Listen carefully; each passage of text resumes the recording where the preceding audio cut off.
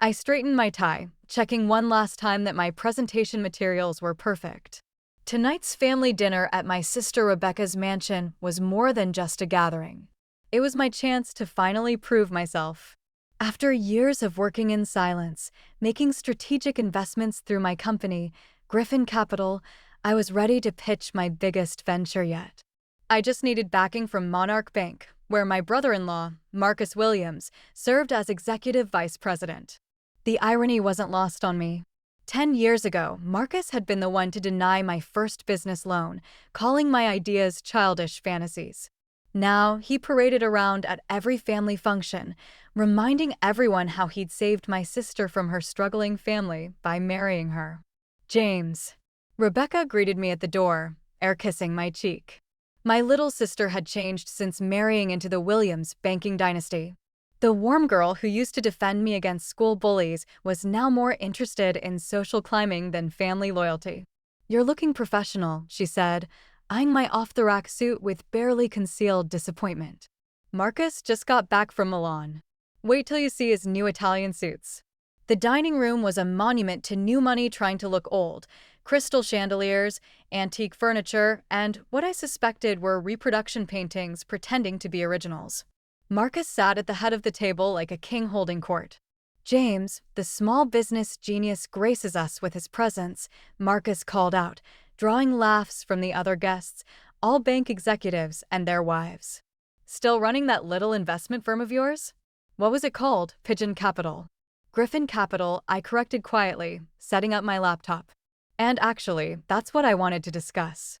I have a proposal."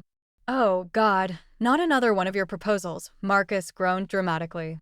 "Remember his last idea, honey? What was it? Affordable housing development. As if anyone wants to invest in that." Rebecca giggled nervously. "James, maybe this isn't the right time." "The proposal is solid," I pressed on. "A $2 billion development project, sustainable housing, commercial spaces, community facilities. All we need is financing from Monarch Bank." Marcus nearly choked on his wine. "2 billion? Have you lost your mind?" He started laughing and others joined in. "You can barely afford that suit, and you want to play with billions?" "The numbers work," I insisted, pulling up my presentation. "If you just look." "Enough." Marcus slammed his hand on the table. "You want to know why you'll never succeed? Because you don't understand how this world works. Real business isn't about helping people or building communities. It's about power, and you, dear brother-in-law, have none." He stood up, straightening his Italian suit. "Tomorrow morning, I'm presenting to Monarch Bank's board about our latest acquisition. Real business, big business, something you'll never understand. So stick to your small dreams, James. It's all you're good for." As forced laughter filled the room, my phone buzzed. A message from my lawyer. Documents confirmed. Transfer complete. You now own 51% of Monarch Bank's shares. Board meeting scheduled for 9 a.m. tomorrow. Ready to meet your new employees? I looked up at Marcus, still laughing at his own joke, and allowed myself a small smile. Tomorrow would be interesting indeed. I arrived at Monarch Bank's headquarters at 8:45 a.m., wearing the same off-the-rack suit from last night. The security guard did a double take when I walked in. He was used to turning me away from Marcus's floor. Mr. Griffin, my lawyer, Sarah Chin, waited by the elevators. "Everything's in place. The board members have arrived early, eager to hear about Marcus's big announcement." She smiled. "They don't know there's been a slight change in the agenda. The last decade had been a careful chess game. While Marcus and his banking elite mocked my small investments, I'd been quietly building an empire through Griffin Capital, shell companies, silent partnerships, strategic acquisitions, all leading to this moment. The struggling companies I helped rebuild now formed a network of loyal allies, and their combined resources had allowed me to execute the ultimate takeover. "Does anyone suspect?" I asked as we rode to the top floor. "No." The share acquisitions were completely compartmentalized. Each shell company appeared independent. Even our insider sources say Marcus is confident about today's meeting. He's planning to announce Monarch's takeover of Rivera Banking Group. I smiled. Rivera Banking Group, another company I secretly controlled. The boardroom was impressive, all mahogany and marble, with floor-to-ceiling windows overlooking the city. Marcus stood at the head of the table, that same smug smile from last night plastered on his face. "James, what are you doing here? This is a closed board meeting." Actually, Sarah stepped forward, placing a folder on the table. "Mr. Griffin has every right to be here." "What is this?" Marcus grabbed the papers, his face reddening as he read. "Ownership documents," I said calmly, taking a seat. "As of 8 a.m. this morning, Griffin Capital holds 51% of Monarch Bank's shares." The room erupted in chaos. Board members grabbed copies of the documents, whispering frantically. Marcus's face had gone from red to white. "Impossible. We would have known if someone was buying up shares. Would you?" I pulled up a presentation on the boardroom screen, a web of companies and acquisitions, all leading back to Griffin Capital. "You were too busy looking down on small businesses to notice them uniting under one banner." "My banner. This is a trick," Marcus sputtered. "The Williams family has controlled this bank for generations. Until you started making risky investments and alienating smaller clients," I countered. "Did you think those clients had nowhere else to go? They came to me, Marcus. All those small dreams you mocked? They added up." The board members were nodding now, seeing the full picture.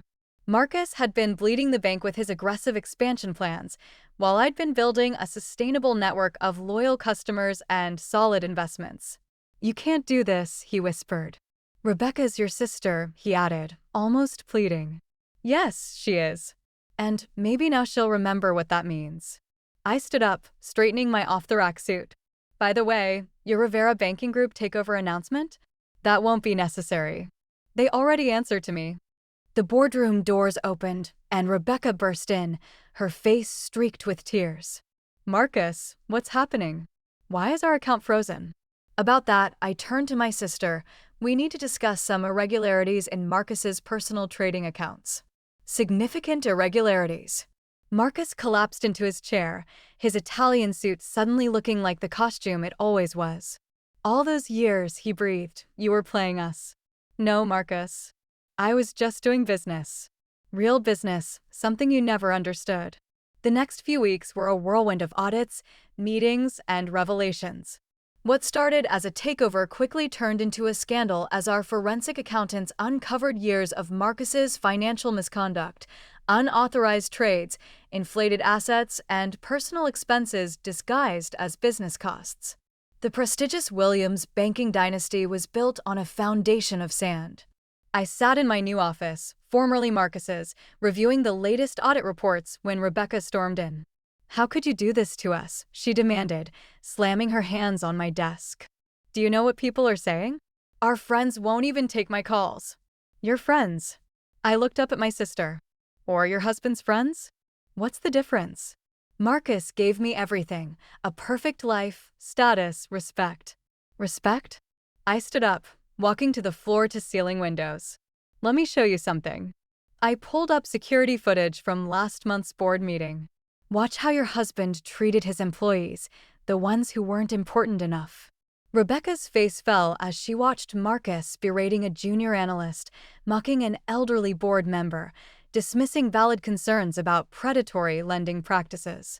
"This was your perfect life?" I asked softly, standing silently while he bullied people, just like you stood silently at that dinner when he humiliated me. I didn't know what else to do," she whispered. "After he helped pay for Mom's medical bills." "I paid for those bills," I interrupted, "through one of my shell companies. Marcus just took the credit. Check your records."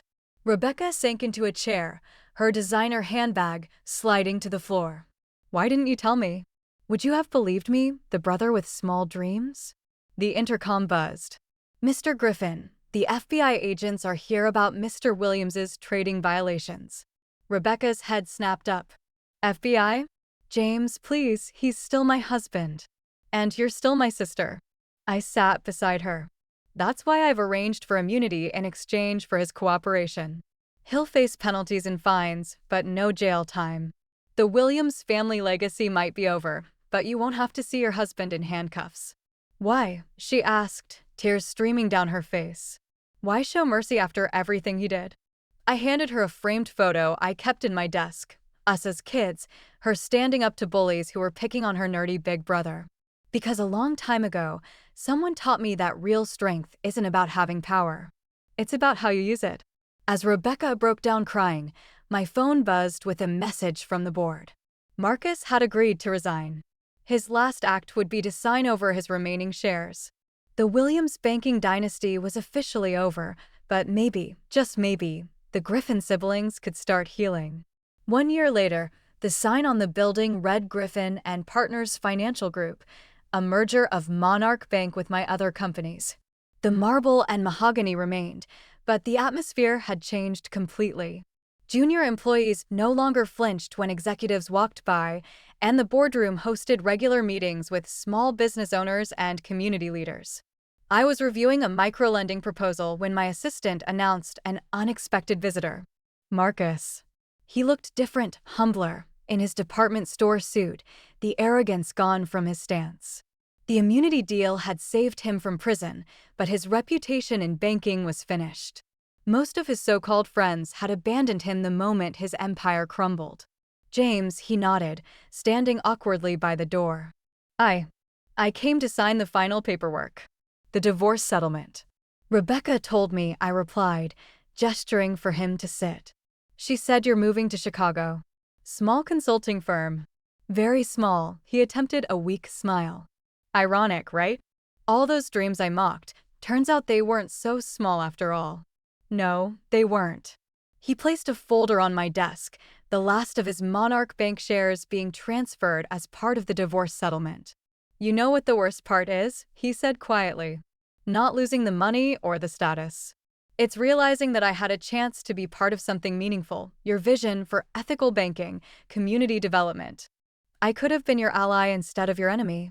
Yes, you could have. Rebecca's happier now, he admitted. I see it when we meet with the lawyers. She's found her voice again, started that children's charity she always talked about. The one you said was a waste of time? He winced. I deserve that. And a lot more. He stood up, straightening his modest tie. For what it's worth, I'm sorry. Not just for the dinner or the loans, but for everything. You were the better man, James. You always were. After he left, I walked through the office floors, watching my employees, our employees, at work. The analyst Marcus had berated was now heading our community outreach program. The elderly board members' concerns about ethical banking had become our core philosophy. Rebecca's charity occupied the entire 10th floor, providing support for underprivileged children. My sister had found her purpose again, separate from designer labels and social climbing. Sometimes, during lunch, we sit in my office and laugh about old times, slowly rebuilding the bond we lost. That evening, as I prepared for a board meeting, my assistant brought in a loan application. Small bakery downtown. Owner says she met you 10 years ago. I smiled, recognizing the name. It was the same woman who'd given me free coffee when I was struggling to build Griffin Capital, believing in my small dream when everyone else scoffed. On her application, I wrote, approved, with compliments from the small dream believer. Sometimes, the best revenge isn't about destroying your enemies. It's about proving them wrong by creating something they never thought possible. Marcus had been right about one thing: business was about power. But he never understood that the greatest power lies not in what you can take from others, but in what you can help them build.